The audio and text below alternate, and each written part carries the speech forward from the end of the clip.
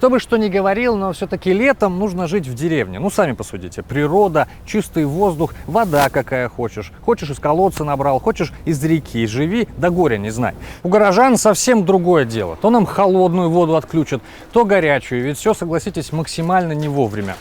Сейчас же апофеоз борьбы горожан за комфортную жизнь. Единственное место, где можно найти спасительную влагу, находится вот здесь.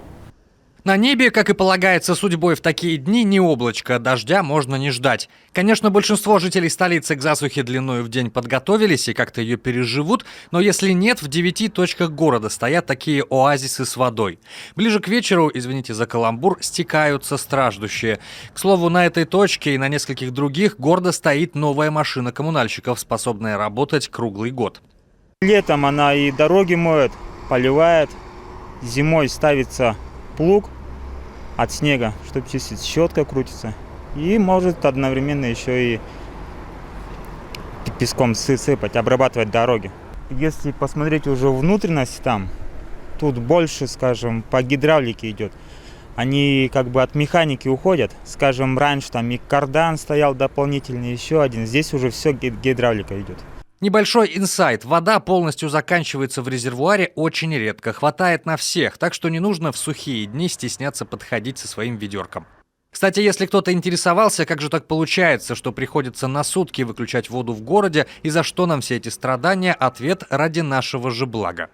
У нас один водозабор в городе, да, который у нас подает, забирает воду с реки сырую, да, и подает ее на водочные сооружения для очистки. Также у нас на сегодня одни водочные сооружения, да, которые готовят воду.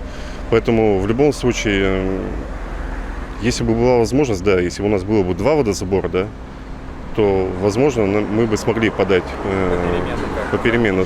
Для того, чтобы пройти безаварийно отопительный сезон и минимизировать технологические сбои на данных насосных станциях, нам все-таки придется производить такие отключения.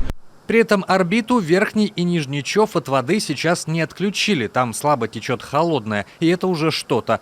А придет ли день, когда за год в Сыктывкаре не наступит ни одного безводного дня? Наверное, не на нашем веку. Евгений Стокас, Олег Жуковский, телеканал Юрган, Сыктывкар.